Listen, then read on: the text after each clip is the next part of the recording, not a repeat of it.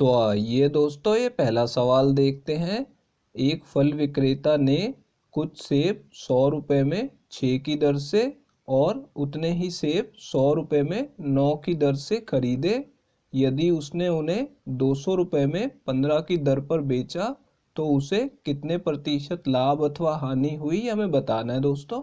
तो देखिए दोस्तों, इस सवाल में हमें क्या बोला जा रहा है कि उसने कुछ सेब 100 रुपये में 6 की दर से खरीदे और उतने ही सेब 100 रुपये में 9 की दर से खरीदे। ठीक है, तो पहले इन दोनों दरों को लिख लेंगे कि 100 रुपये में उसने 6 की दर से खरीदे, तो 100 के सामने 6 लिख लिया।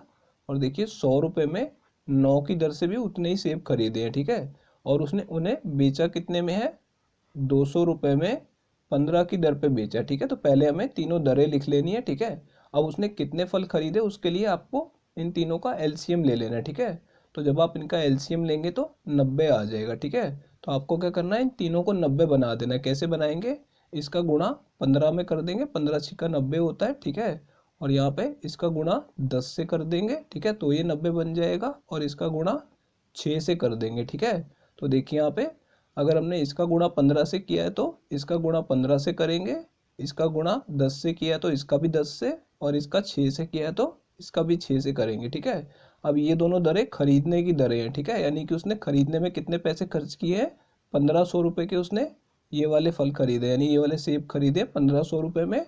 तो ये हमारा क्रय मूल्य यानी CP1 आ गया। ठीक है, पहले उसने 1500 रुपये के सेब खरीदे 90। ठीक है, उसके बाद उसने ये वाले 90 सेब खरीदे कितने के, यहाँ पे देखिए 10 का गुणा 100 में करेंगे तो 1000 रुपये के खरीदे। ठीक है, तो ये भी हमारा क्रय मूल्य है, तो मैं इसे CP2 लिख दूंगा। ठीक है, और ये बेचने की दर है। ठीक है, तो देखिए उसने 90 सेब यहाँ से खरीदे, 90 यहाँ से खरीदे। ठीक है, तो कुल कितने हो गए, 180। लेकिन जब हम इसे गुणा करेंगे तो 90 ही मिलेगा। ठीक है, लेकिन तो उसे बेचने तो पूरे सेब है, तो यहाँ पे 2 से गुणा जरूर और कीजिएगा। ठीक है, तो इसका गुणा भी 2 से करेंगे। और ठीक है, तो देखिए यहाँ पे अब उसने बेचे कितने के, यहाँ पे इन दोनों को गुणा करेंगे तो 12 आएगा, 12 दूनी 24 आ जाएगा। ठीक है, यानी कि उसने 2400 रुपये में उन्हें बेचा है। ठीक है, तो ये हमारा विक्रय मूल्य यानी सेलिंग प्राइस आ गया। ठीक है, तो देखिए यहाँ पे इन दोनों को जमा करके कुल हमें क्रय मूल्य मिल जाएगा 1500 और 1000, यानी कि उसने 2500 रुपये में उन्हें खरीदा। ठीक है, तो यानी हमारा CP आ गया, क्रय मूल्य 2500 में खरीदा और 2400 में बेचा। ठीक है, तो उसे हानि हो रही है। ठीक है, तो यहाँ पे देखिए कितने की हानि हो रही है, 100 रुपये की हानि हो रही है। ठीक है, किस पे हो रही है, 2500 रुपये पे, यानी क्रय मूल्य पे। तो इससे भाग कर दीजिए। ठीक है, और इसका प्रतिशत निकालने के लिए 100 से गुणा भी कर दीजिए। तो देखिए यहाँ पे 2 जीरो से 2 जीरो कट जाएंगी और 25 से इसे काटेंगे तो 4 पे कटेगा, तो कितना आ जाएगा, 4% की हानि हो रही है उसे। तो देखिए दोस्तों, ये चौथा ऑप्शन करेक्ट है। तो आइए दोस्तों, ये अगला सवाल देखते हैं। यदि तीन संख्याओं का अनुपात 5:7:11 है और उनका एलसीएम 6160 है, तो सबसे बड़ी संख्या कौन सी है, ये हमें बताना है दोस्तों। तो देखिए दोस्तों, इस सवाल में हम शॉर्ट ट्रिक कैसे लगाएंगे। यहाँ पे हमें तीन संख्याओं का अनुपात दिया हुआ है 5, 7 और 11। ठीक है, और हमें एलसीएम दिया हुआ है। अब हमें बड़ी संख्या बतानी है। अनुपात में तो हमें पता है कि 11 बड़ी संख्या है। ठीक है, लेकिन हमें इसमें HCF का गुणा करना होगा। ठीक है, तो सबसे पहले हमें इसका HCF निकालना होगा। अब HCF निकालने के लिए देखिए दोस्तों, यहाँ पे कैसे शॉर्ट ट्रिक लगाएंगे।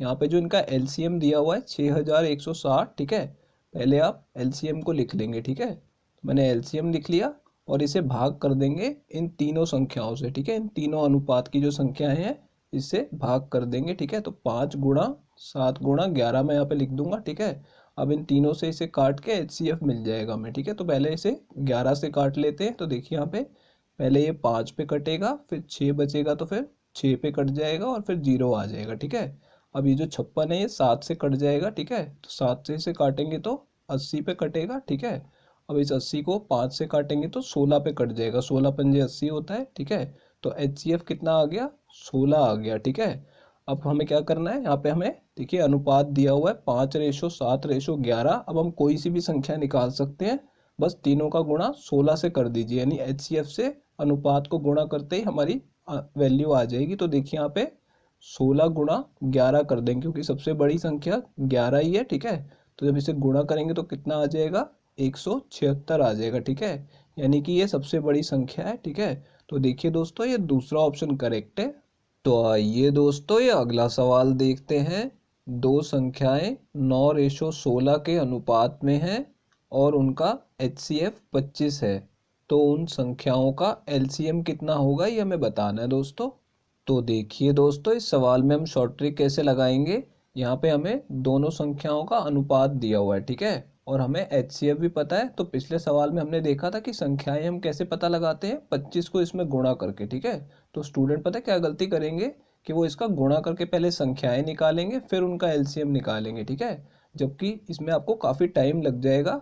इसकी ट्रिक बहुत ही आसान है। देखिए यहाँ पे LCM निकालने के लिए देखिए आपको क्या करना है, आपको इन तीनों का बस गुणा कर देना है। ठीक है, तो देखिए यहाँ पे 9 गुणा 16, ठीक है, और इसमें HCF का गुणा कर देना है बस। ठीक है, इतना ही करना है बस, आपका LCM आ जाएगा। तो देखिए यहाँ पे 16 का गुणा जब 25 में करेंगे तो कितना आएगा, 400 आ जाएगा। ठीक है, और 400 को 9 से गुणा करेंगे तो कितना आ जाएगा, 9 चौक 36 होता है। तो यहाँ पे 3600 इनका LCM आ जाएगा।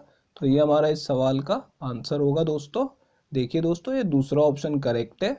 तो आइए दोस्तों ये अगला सवाल देखते हैं। कोई धनराशि चक्रवृद्धि ब्याज पर एक निश्चित दर से 12 वर्ष में दोगुनी हो जाती है, तो वही धनराशि समान दर से कितने वर्षों में 16 गुना हो जाएगी, हमें बताना है दोस्तों। तो देखिए दोस्तों इस सवाल में हम शॉर्ट ट्रिक कैसे लगाएंगे। यहाँ बोला जा रहा है कि 12 वर्ष में कोई धनराशि दोगुनी हो जाती है। ठीक है, तो देखिए यहाँ पे आपको क्या करना है, सबसे पहले आपको 1 लिख लेना है। ठीक है, अब वो धनराशि दोगुनी हो रही है। ठीक है, तो इसे 2 गुना करेंगे तो कितना आ जाएगा, 2 आ जाएगा। ठीक है, फिर इस 2 को भी आगे 2 गुना कर देंगे तो कितना आएगा, 4 आ जाएगा। ठीक है, अब क्या करना है, इस 4 को भी 2 गुना कर देंगे तो 8 आ जाएगा। ठीक है, और फिर 8 को भी 2 गुना कर देंगे तो 16 आ जाएगा। ठीक है, तो हमने तब तक ये करना है जितना हमें सवाल में पूछा गया हो। ठीक है, सवाल में 16 गुना पूछा गया है तो हमने 16 तक लिख लिया है। ठीक है, अब देखिए क्या बोल रहा है कि 12 वर्ष में दोगुनी होती है। ठीक है, तो यानी वो 1 से 2 कितने वर्ष में हुई है, 12 वर्ष में। फिर 2 से 4 हुई है 12 वर्ष में। ठीक है, 4 से 8 हुई है 12 वर्ष में, और 8 से 16 हुई है 12 वर्ष में। ठीक है, तो कुल कितने वर्षों का समय लगा, चारों को जमा कर दीजिए तो आंसर आ जाएगा 48 वर्ष में वो धनराशि 16 गुना हो जाएगी। तो ये हमारा इस सवाल का आंसर होगा दोस्तों। देखिए दोस्तों ये कौन सा ऑप्शन, तीसरा ऑप्शन करेक्ट है। तो आइए दोस्तों ये अगला सवाल देखते हैं। किसी वस्तु को बेचने पर दुकानदार को 16% हानि हुई, यदि वह उसे 280 रुपये अधिक में बेचता तो उसे 24% का लाभ प्राप्त होता, तो उस वस्तु का क्रय मूल्य कितना है ये हमें बताना है दोस्तों। तो देखिए दोस्तों इस सवाल को दो तरीकों से किया जा सकता है, तो मैं आपको दोनों तरीके आज बताऊंगा इसे कैसे करना है। यहाँ देखिए हमसे वस्तु का क्रय मूल्य पूछा जा रहा है। ठीक है, हमें बताया गया कि उसे 16% की हानि हुई है और उसे 24% का लाभ प्राप्त होता है। ठीक है, तो लाभ और हानि दोनों प्रतिशत में दिए हुए हैं, तो आपको क्या करना है, क्रय मूल्य को भी प्रतिशत में ले लेना है। ठीक है, और जो क्रय मूल्य होता है प्रतिशत में हमेशा 100% होता है, ये आपको ध्यान रखना है हमेशा। ठीक है, अगर ये 100% है और दुकानदार को 16% की हानि हुई है, ठीक है, तो जो विक्रय मूल्य है वो कितना हो जाएगा, 100 में से 16 को घटा देंगे तो कितना आएगा, 84% आ जाएगा। ठीक है, यानी कि उसने उसे 84% पे बेचा है। ठीक है, और बोल रहा है कि अगर वो उसे 280 रुपये अधिक में बेचता तो उसे 24% का लाभ प्राप्त होता।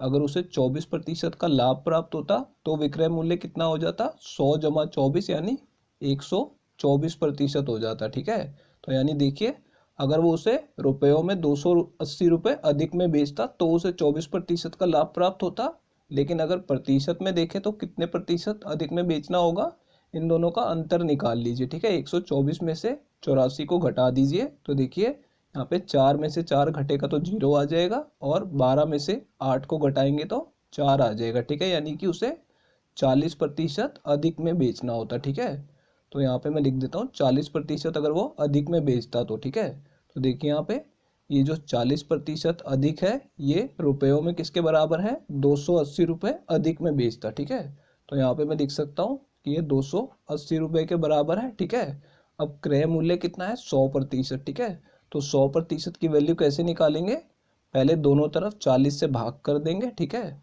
तो देखिए यहाँ पे ये 1% हो जाएगा और फिर इसे 100% बनाने के लिए 100 से गुणा भी कर देंगे, ठीक है। दोनों तरफ करेंगे गुणा, अगर इस तरफ कर रहे हैं तो दूसरी तरफ भी गुणा करना है, ठीक है।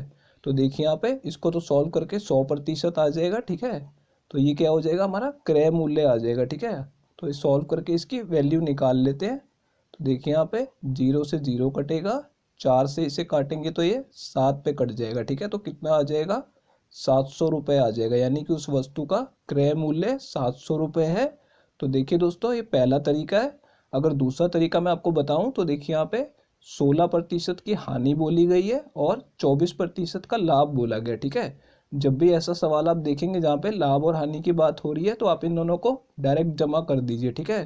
तो 24 में अगर आप 16 जमा करेंगे तो कितना आ जाएगा, 40% आ जाएगा, ठीक है, जो यहाँ पे आया था, ठीक है। और इसको सीधा आप 280 रुपये के बराबर रख के सॉल्व कर दीजिए, ठीक है। तो इससे आपका आंसर और भी आसानी से आ जाएगा। तो ये बस मैंने आपको ऊपर समझाने के लिए बताया था कि इसको कैसे सॉल्व करते हैं।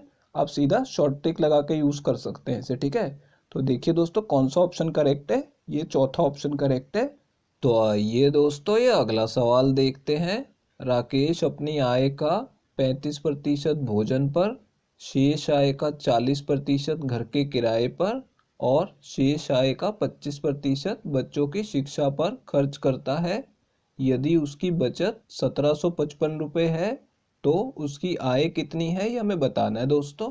तो देखिए दोस्तों, इस सवाल में क्या बोला जा रहा है कि राकेश अपनी आय का 35% तो भोजन पर खर्च करता है, लेकिन उसके बाद क्या बोल रहा है, जो शेष आय है उसका 40% घर के किराए पर खर्च करता है, ठीक है। उसके बाद भी जो शेष आय बचती है उसका 25% खर्च करता है, ठीक है। जब भी इस टाइप का सवाल आएगा जिसमें शेष आय की बात की जा रही होगी तो इसे करने के लिए आज मैं आपको बहुत ही आसान शॉर्ट ट्रिक बताने वाला हूँ। देखिए यहाँ पे आय का 35% वो भोजन पर खर्च करता है, ठीक है। तो सबसे पहले आपको करना है 100 लिखना है, ठीक है। और इसमें से 35% खर्च हो गया, ठीक है। तो शेष कितना बचा, 100 में से 35 घटा देंगे तो 65 शेष बचा है, ठीक है। तो इस तरीके से आपको क्या करना है, इसका अनुपात ले लेना है और फिर नीचे दोबारा 100 लिख लेंगे क्योंकि आगे फिर से खर्च हो रहा है। तो अब कितना खर्च हो रहा है, 40%, ठीक है। तो यहाँ पे इसमें से 40 घटा देंगे तो कितना बचेगा, 60 बचेगा, ठीक है। और फिर तीसरी बार फिर से 100 लिख देंगे। अब कितना खर्च हो रहा है, 25%, ठीक है। तो फिर 25 घटा के लिख देंगे 75, ठीक है। तो इस तरीके से हमने 3 अनुपात लिख लिए। अब ये किसका अनुपात है, ये जो है आय का अनुपात है और ये जो उसके पास शेष बचा है उसका अनुपात है, ठीक है। तो यहाँ पे देखिए ये 3 अनुपात है हमारे पास, इन्हें काट के छोटा कर लेंगे, ठीक है। तो यहाँ देखिए इन दोनों को 5 से काटा जा सकता है, तो यहाँ पे 13 आएगा और इस तरफ 20 आ जाएगा, ठीक है। 5 से काटने पे इन दोनों को मैं 20 से काट सकता हूँ, तो इस तरफ 3 आएगा और इस तरफ काटेंगे तो 5 आ जाएगा, ठीक है। अब इन दोनों को 25 से काट लेंगे तो कितना आएगा, इसको काटेंगे तो 3 पे कटेगा और ये 4 पे कटेगा, ठीक है। अब देखिए यहाँ पे ऊपर नीचे और कुछ नहीं कट रहा, ठीक है। तो यहाँ पे इन तीनों को गुणा कर लेंगे तो 20 पंजे 100 और इसका गुणा 4 में करेंगे तो कितना आ जाएगा, 400 आ जाएगा, ठीक है। और यहाँ पे 3 तिया 9 और 9 को 13 से गुणा करेंगे तो कितना आएगा, 117 आ जाएगा, ठीक है। यानी कि देखिए यदि उसकी आय 400 है तो उसके पास शेष कितने पैसे बचे हैं, 117 बचे हैं, ठीक है। लेकिन ये अनुपात में बात हो रही है, ठीक है।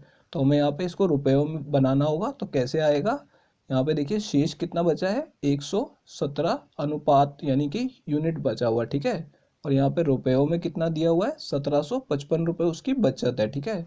तो यानी कि ये दोनों बराबर हैं, ठीक है। तो देखिए यहाँ पे इसके सामने मैं लिख लूँगा 1755 रुपये उसकी बचत है, ठीक है।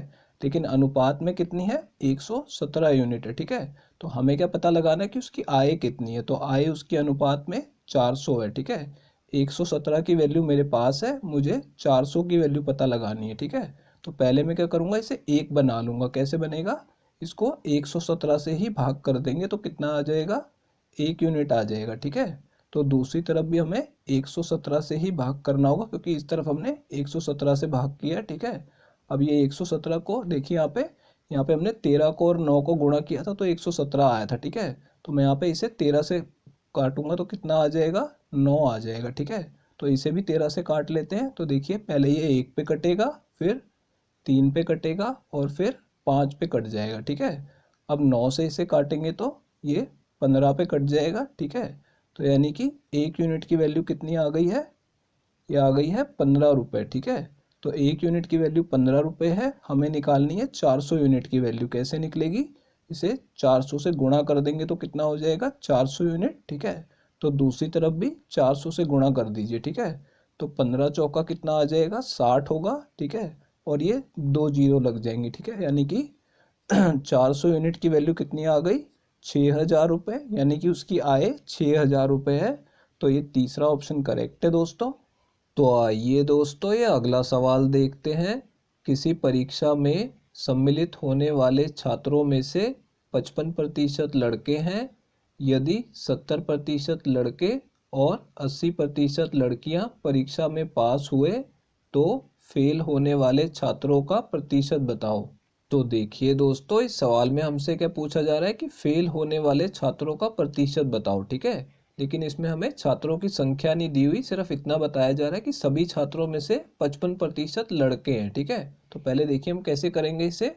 लड़कों के लिए मैं बॉयज़ लिख रहा हूँ, ठीक है, और लड़कियों के लिए जी लिख रहा हूँ, गर्ल्स। ठीक है, तो देखिए यहाँ पे 55% तो लड़के हैं। ठीक है, तो बाकी कितने बच गए 45%। ठीक है, तो यानी 45% लड़कियां हैं। ठीक है, तो इनका हम अनुपात लेंगे। ठीक है, और इनको छोटा कर लेंगे वैल्यू को काट के। देखिए यहाँ पे इन दोनों को 5 से काट लेंगे तो कितना आ जाएगा, यहाँ पे 11 आ जाएगा। ठीक है, और यहाँ पे 9 आ जाएगा। ठीक है, अब देखिए यहाँ पे यदि 11 लड़के हैं तो उसकी तुलना में 11 लड़कियां हैं। ठीक है, लेकिन हम इसे आसानी से सॉल्व कर पाए तो इसके लिए हम इन दोनों में एक एक जीरो लगा लेंगे। ठीक है, तो इससे क्या होगा, हम आराम से इसे सॉल्व कर पाएंगे। अब देखिए क्या बोला जा रहा है कि फेल होने वाले छात्रों का प्रतिशत बताओ। ठीक है, तो यहाँ पे देखिए 70% लड़के पास हुए हैं। ठीक है, और 80% लड़कियां पास हुई है, लेकिन हमसे फेल के बारे में पूछा जा रहा है तो हम सिर्फ फेल वालों की वैल्यू निकालेंगे। अगर 70% लड़के पास हो गए हैं, ठीक है, तो फेल कितने लड़के हुए हैं 30%। तो हम क्या करेंगे, अगर 110 लड़के हैं तो इसमें से 30% लड़के फेल हो गए हैं। ठीक है, तो इसका 30% कितना होगा दोस्तों, देखिए यहाँ पे अगर मैं इसका 10% निकालूं तो कैसे निकलेगा, इसका 10% होगा 11। ठीक है, जब भी किसी संख्या का 10% निकालते हैं तो उसको 10 से भाग कर देते हैं तो उसका जीरो कट जाएगा, यानी कि 10% कितना होगा 11 होगा। तो हमें 30% निकालना है। ठीक है, तो इसका 3 गुना कर देंगे तो कितना आ जाएगा 33 आ जाएगा, यानी कि 33 लड़के फेल हुए हैं। ठीक है, और लड़कियों में देखेंगे तो यहाँ पे 80% लड़कियां पास हुई हैं। ठीक है, तो फेल कितनी हुई है 20%। ठीक है, तो इसका 10% निकालेंगे तो कितना आ जाएगा 9 आ जाएगा। ठीक है, तो 20% कितना होगा, इसका 2 गुना कर देंगे तो कितना आ जाएगा 18 आ जाएगा। ठीक है, यानी कि 33 लड़के फेल हुए हैं 110 में से, और 90 में से 18 लड़कियां फेल हुई हैं। ठीक है, तो इन दोनों को जमा कर देंगे, तो इन दोनों को जमा करने पे कितना आ जाएगा 51 छात्र फेल हुए हैं। ठीक है, कुल छात्रों की संख्या देखें तो 51 छात्र फेल हुए हैं। ठीक है, तो अब इसे प्रतिशत में बताना है हमें। ठीक है, तो प्रतिशत में कैसे होगा, कुल छात्रों का संख्या जो होगी उसे भाग करना होगा। ठीक है, तो यहाँ पे 110 जमा 90 कितना आ जाएगा, कुल छात्र 200 है। ठीक है, 200 में से 51 फेल हुए हैं तो प्रतिशत में बदलने के लिए 100 से गुणा भी कर देंगे। ठीक है, 2 जीरो से 2 जीरो कट जाएंगी। ठीक है, और जब 2 से 51 को काटेंगे तो कितने पे कटेगा 25.5% आ जाएगा। ठीक है, यानी कि 25.5% छात्र जो हैं वो फेल हुए हैं। ठीक है, तो ये पहला ऑप्शन करेक्ट है दोस्तों अगर ये वीडियो आपको पसंद आई हो तो इसे लाइक कर दीजिए, और दोस्तों अगर आप लोग चैनल पे नए हैं तो चैनल को सब्सक्राइब जरूर कर लीजिएगा, और दोस्तों नोटिफिकेशन बेल को दबाना बिल्कुल मत भूलिएगा। तो दोस्तों इस वीडियो को यहीं ख़त्म करेंगे, आपसे मिलते हैं अब अगली वीडियो में।